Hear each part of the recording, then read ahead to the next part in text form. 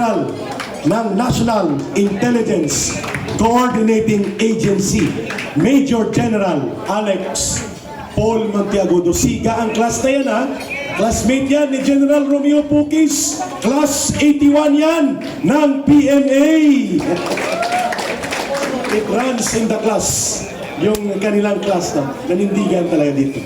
Mga kababayan, without much further ado, akala namin kapag gutom, maingay. Kapag busog, tahimik. Dapat pala mamaya na lang natin ibinigay ang bihon para mas tahimik. Please, lend us your ears. Para naman po habang nagdo-double tasking na ninanamnam ninyo ang pansit bihon, ay pumapasok naman po ang mga pahayag ng ating mga tagapagsalita. Pwede po ba yun? Ito po ay haligi ng Kampilan City Councilor ng Quezon City at naging tatay ng mga punong barangay all over Quezon City. Respetado sa hanay ng mga tagapagsilbi sa barangay at bayan, Tatay Rani, Councilor Rani Ludovica. Major response from parallel organizations. Please listen and give our ears to Tatay Rani. Thank you. Maraming salamat kay Eric.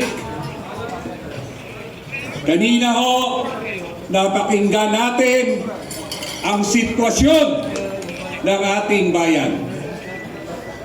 Sigurado ko naman po ang liwanag ng mensahe ng isang abogado. Maliwanag ang mga binitawang kalabisan para hindi natin ito maunawaan. Alam ko po, sa panahon ngayon, napakahirap ipaglaban ang tama. Dahil po dito,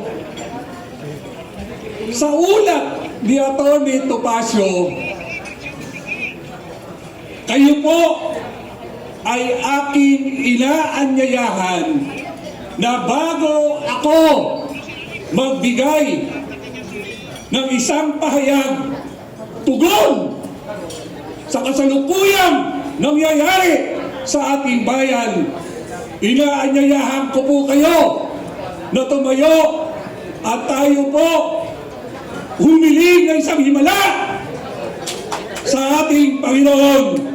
Inaanyayahan ko po tumayo ang tunay na mga Pilipino at tunay na mga bayan na ilalaban ang bayan at ang ating kapwa kababayan.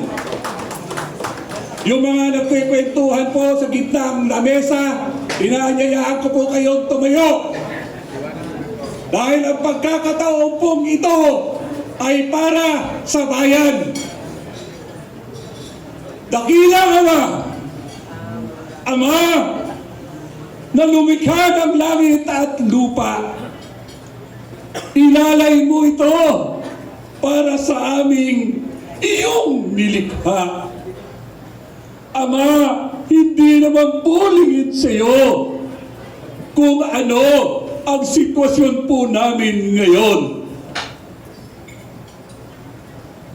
At ikaw din po ang nakakaalam kung ito po ba ay isang aral, mensahe na dapat mamulat po kami sa pagsubok na ito. Dakila mga salamat sa ipinadala mo sa oras na ito, sa bulwagang ito, ang tunay mong mga anak na naniniwala sa iyo at kumakapit sa iyong habilin sa amin sa pamagitan ng iyong bugtong na anak na si Jesus, na kung mahal mo ako, kung mahal niyo ako, mahalin niyo ang kapwa niyo at ang bayang nilikha ko para sa inyo.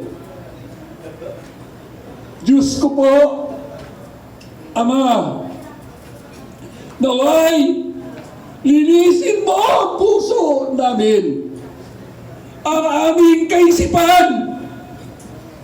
Alisin ang pagiging makasarili namin. Kung kami man ay nandito ngayon sumama dahil merong kaming ibang agenda. Parang awa niyo, Ama, linisin mo po ang pusong ito. Ang isip na to, na naway mamulat po kami dahil ang sabi mo nga, nasa akin ang awa, pero nasa inyo ang gawa. Walang imposible pagka ikaw ay totoong lumalaban. Walang mahirap kung ang puso mo ay busilak. At higit sa lahat, mapagtataggumpayan namin ang katarungang ito kung ang puso, isip namin dito ngayon ay puro. At ang oras na ito, ang araw na ito, ay amin pong hinahandog sa inyo. Dahil kayo at walang iba ang tapat sa amin. Ulitin ko po, Panginoon, tipuin niyo ang bawat isa sa amin. Ang dami ho namin pero iilan lang ang tumugon sa panawagang magkaisa para sa bayang ito at para sa bansang Pilipino. Nananalig po kami, Ama. Ang sabi mo nga, pagka merong higit sa isa na nagpupulong na si sentro sa iyo, hindi mo kami pababayaan. Nawa, Ama, ang lahat po na nandito, basbasan mo ng talino, tapang, at higit sa lahat, pusong lumalaban para sa bayan at sa kanyang kapwa.